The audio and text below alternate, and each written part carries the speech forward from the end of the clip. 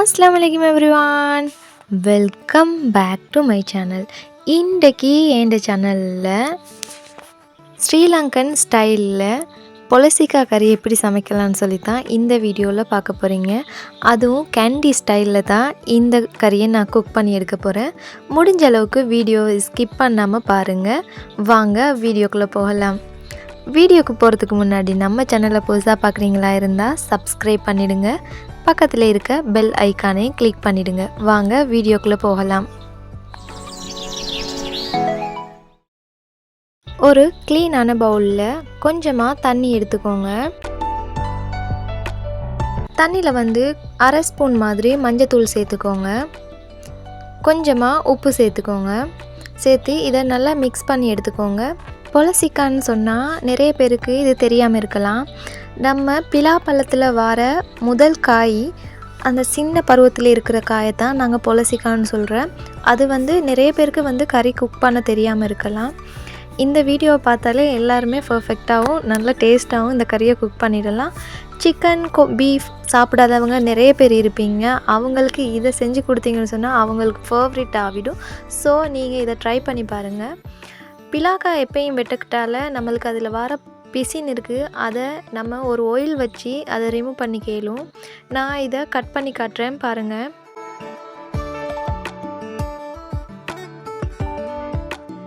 இந்த பொலசிக்கா கறி நிறைய பேர் டிஃப்ரெண்ட்டாக செய்வாங்க.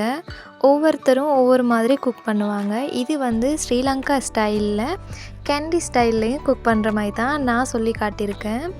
முடிஞ்ச அளவுக்கு வீடியோவை ஸ்கிப் பண்ணாமல் பாருங்கள். பொலசிக்காடை தோலெல்லாம் ரிமூவ் பண்ணதுக்கு பிறகு நம்ம இந்த அளவுக்கு வீடியோவில் காட்டுற மாதிரி கட் பண்ணி எடுத்துக்கோங்க. கட் பண்ணி எடுத்து வீடியோவில் காட்டுற மாதிரியே நீங்கள் இதில் நம்ம லைட்டாக இதை கட் பண்ணி எடுத்துப்போம். கட் பண்ணுற மேன்னு சொன்னால் நம்மளுக்கு குயிக்காக வேகிறதுக்காக ஈஸியாக இருக்கும். அதுக்காகத்தான் பின் சைடில் இந்த மாதிரி கட் பண்ணி எடுத்துக்கணும்.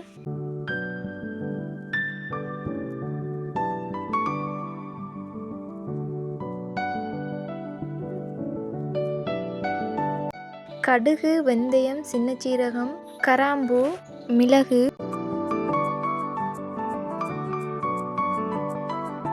என்னென்ன மசாலான்னு சொல்லி பார்த்துடலாம். 2 ஸ்பூன் மாதிரி மிளகுத்தூள் எடுத்துக்கோங்க. அரை ஸ்பூன் மாதிரி மிளகாய்த்தூள் எடுத்துக்கோங்க.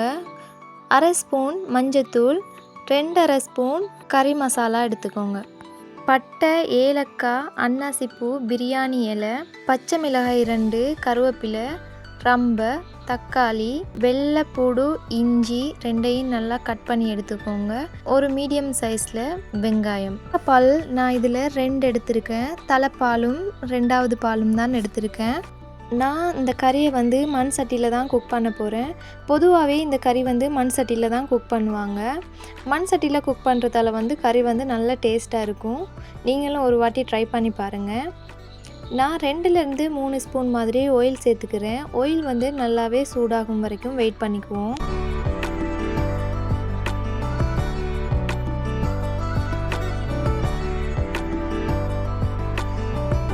இதில் பட்டை, கராம்பு, ஏலக்காய், சின்ன சீரகம், அன்னாசிப்பூ, பிரியாணி இலை எல்லா தாளிப்பையும் சேர்த்து கொஞ்சம் பொரிஞ்சு வர வரைக்கும் வெயிட் பண்ணுவோம்.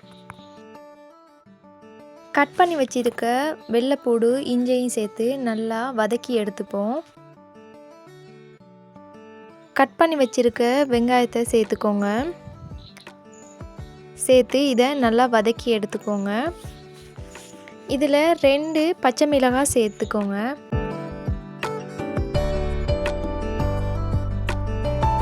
வெங்காயம் நல்லா வதங்கினதுக்கு பிறகு இதில் தக்காளி, ரம்பை, கருவேப்பிலை சேர்த்து நல்லா வதக்கி எடுத்துக்கோங்க. நிறைய பேர் இந்த வீடியோ பார்க்குறீங்க, ஆனால் சப்ஸ்கிரைப் பண்ணுறீங்கல்ல. கட்டாயம் உங்களோட சப்போர்ட்டையும் சப்ஸ்கிரைபையும் தருவீங்கன்னு சொல்லி நான் ரொம்ப எதிர்பார்க்குறேன்.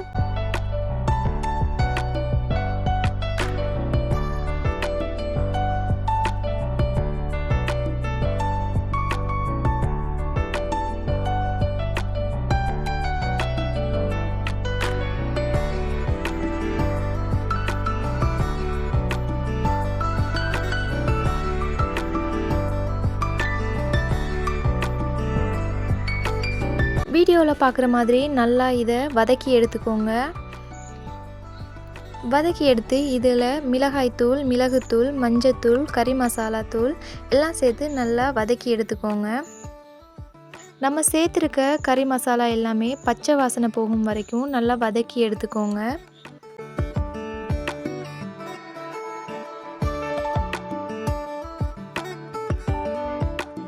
நல்லா வதக்கினதுக்கு பிறகு இதில் நம்ம கட் பண்ணி வச்சிக்கிற புலசிக்காவை இதில் சேர்த்துக்கோங்க.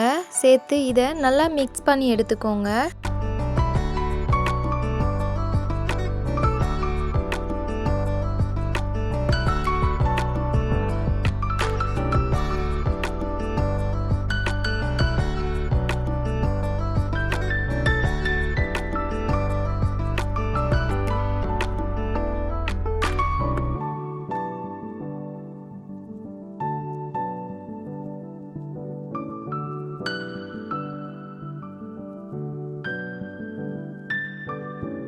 நம்ம வதக்கி வச்சிருக்க கறியோட இதை நல்லா மிக்ஸ் பண்ணி எடுத்துக்கோங்க. மிக்ஸ் பண்ணி இதில் தேங்காய் பால் தான் சேர்த்துக்கிறேன். இதில் நான் 2வது எடுக்கிற தேங்காய் பால் தான் சேர்த்து இதை குக் பண்ணி எடுக்க போகிறேன். நம்ம தண்ணியில் வேக வைக்கிறத விட பாலில் வேக வச்சு எடுத்தோம்னு சொன்னால் கறி வந்து நல்லாவே டேஸ்ட்டாக இருக்கும். அதுக்காகத்தான் நம்ம இதில் பால் சேர்த்து வேக வச்சு எடுத்துப்போம். 1/2 ஸ்பூன் உப்பு சேர்த்து இதை நல்லா குக் பண்ணி எடுத்துக்கோங்க. கறி வந்து நல்லா குக் பண்ணும் வரைக்கும் நம்ம ஒரு ஆயிலை பற்றி பார்த்துட்டு வந்துடலாம். இந்த ஆயில் வந்து நான் செய்கிற ஆயில். 4 இயர்ஸாக இந்த ஆயில் பிஸ்னஸ் வந்து நான் பண்ணிகிட்டு இருக்கேன். 1 இயராக எங்களோட ஃபேமிலியில் எல்லாருமே இந்த ஆயில் யூஸ் பண்ணி பார்த்தோம். இந்த ஆயில் யூஸ் பண்ணி நல்ல ரிசல்ட் கிடைச்சதுக்கு பிறகு தான் நான் இதை வந்து சேல் பண்ணவே ஸ்டார்ட் பண்ணினேன். நிறைய பேருக்கு வந்து முடியல தான் பிரச்சனையே இருக்கும். அதை வந்து வெளியே யாருக்கிட்டேயுமே சொல்லி கேளாத ஒரு சிச்சுவேஷன் கூட இருக்கலாம். நிறைய பேருக்கு ஆசையாக இருக்கும் முடி வளரணும்னு சொல்லி. ஆனால் அவங்களுக்கு முடி வளராது. 27 இன்க்ரீடியன்ட்ஸ் வச்சு தான் இந்த ஆயில் வந்து நான் செஞ்சுருக்கேன். இந்த ஆயில் யூஸ் பண்ணுறதால என்ன பலன்னு சொல்லி பார்த்துடலாம். இளநரை, முடி உதிர்வது, நீளமான முடி, பொடுகு தொல்லை, பெயின் தொல்லையிலிருந்து இந்த ஆயில் யூஸ் பண்ணிங்கன்னு சொன்னால் சூப்பரான ஒரு ரிசல்ட் கிடைக்கும். ஏழும்டா நீங்களும் ட்ரை பண்ணி பாருங்கள். உங்களுக்கு இந்த ஆயில் பாட்டில் எடுத்துக்கணும்னு சொல்லியிருந்தா கீழே என் ஃபோன் நம்பர் தரேன். நீங்கள் இதில் ஆர்டர் பண்ணி கேளும்.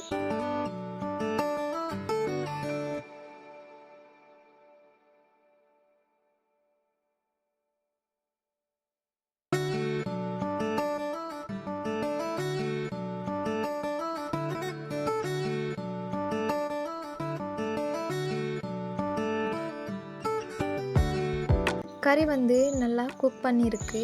இதை வந்து இன்னும் நல்லா குக் ஆகும் வரைக்கும் வெயிட் பண்ணிக்கலாம். கறி வந்து நல்லா குக் ஆகினதுக்கு பிறகு நம்ம இதில் 3லேருந்து 4 கொர்க்கா சேர்த்துக்கலாம். நீங்கள் இதில் கொர்க்கா சேர்த்தா தான் நல்லா டேஸ்ட்டாக இருக்கும். புளி எதுவுமே சேர்த்துடாதீங்க, கொர்க்கா சேர்த்துக்கோங்க. சேர்த்து இதை நல்லா மிக்ஸ் பண்ணி எடுத்துக்கலாம். கறி வந்து நல்லா குக் பண்ணியிருக்கு. இப்போ இதில் நம்ம தேங்காய் பாலில் 1வது எடுத்த பாலை நம்ம சேர்த்து இப்போ நல்லா குக் பண்ணி எடுத்துக்கலாம். இன்னமும் ஒரு 5லேருந்து 10 நிமிஷம் வரைக்கும் இந்த கறி வந்து குக் ஆகும் வரைக்கும் வெயிட் பண்ணிக்குவோம். இந்த கறி வந்து சமைச்சி நம்ம இன்றைக்கி சமைச்சோம்னு சொன்னால் நாளைக்கு சாப்பிட்டா தான் இந்த கறி வந்து நல்ல டேஸ்ட்டாக இருக்கும். நம்ம அப்போவே சமைச்சி அப்போவே சாப்பிட்றதுல வந்து கறி வந்து அந்தளவுக்கு டேஸ்ட்டு காட்டாது. நம்ம இன்றைக்கி சமைச்சி நாளைக்கு சாப்பிட்டோம்னு சொன்னால் நல்ல டேஸ்ட்டாக இருக்கும் கறி வந்து. இதை நீங்கள் ட்ரை பண்ணலைன்னு சொன்னால் ஒரு வாட்டியாவது ட்ரை பண்ணி பாருங்கள். ட்ரை பண்ணி பார்த்து எப்படி இருக்குன்னு சொல்லி கமெண்ட் பண்ணுங்கள். இந்த வீடியோ உங்களுக்கு பிடிச்சிருந்தா உங்களோட ஃப்ரெண்ட்ஸ் அண்ட் ஃபேமிலிக்கு ஷேர் பண்ணிவிடுங்க. இன்னொரு டிஃப்ரெண்ட்டான ஒரு வீடியோவில் உங்கள் எல்லாரையும் மீட் பண்ணுறேன். தேங்க்யூ ஃபார் வாட்சிங்.